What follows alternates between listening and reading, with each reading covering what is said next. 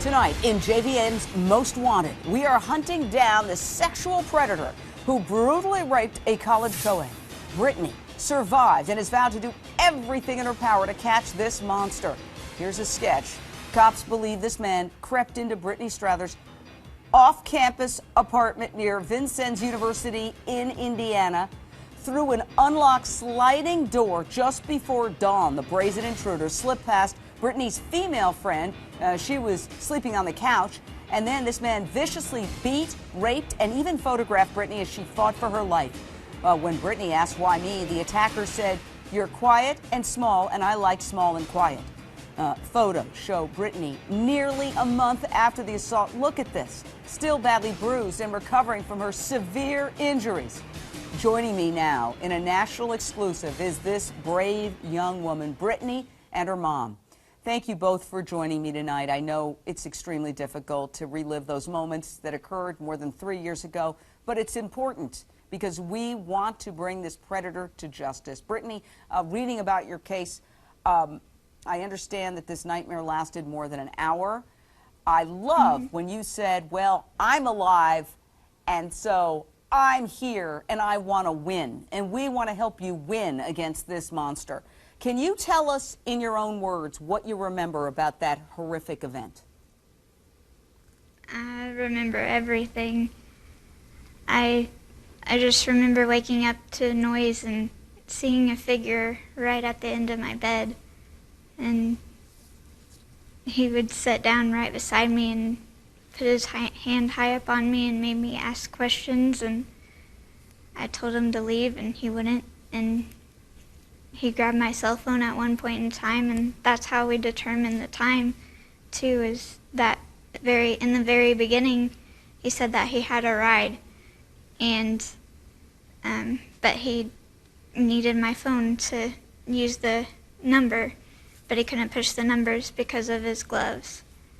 And then later in the attack, I was able to get to my phone underneath my bed, and through that time, it was over an hour. Now, he took photographs of you in the process of beating you and sexually assaulting you with his camera, Yes. with your camera? I think it was a cell phone that he had.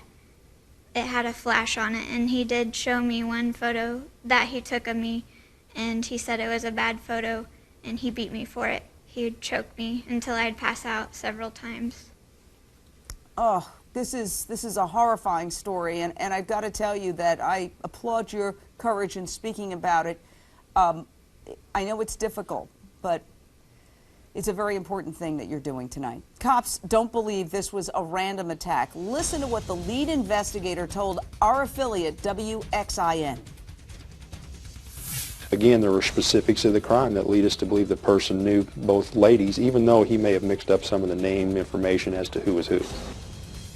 Now, investigative reporter John Lieberman, HLN contributor, you brought this case to our attention. We thank you for that.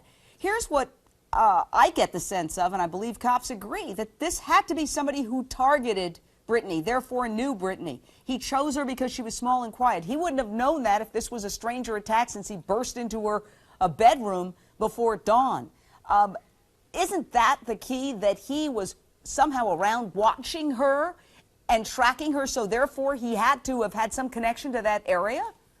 Yeah, he was lurking, and Brittany was his prey, and that's what's so sickening here. At one point during the attack, he told Brittany he was a Navy SEAL. This was all about power and control, and because of Brittany's spirit, that's why she survived this attack. There were several times during the attack that she lost consciousness, but she kept fighting and fighting. She was determined, and that's why I could never forget about Brittany, because she has been so determined and so courageous. Her story has never wavered. And there's this. Police have DNA on this guy, and police truly believe that this guy either has attacked before or will attack again. And at some point that DNA will hit, and they will know who this predator is. And we all need to work together for Brittany's sake, for her mother, to bring this guy to justice, because this can't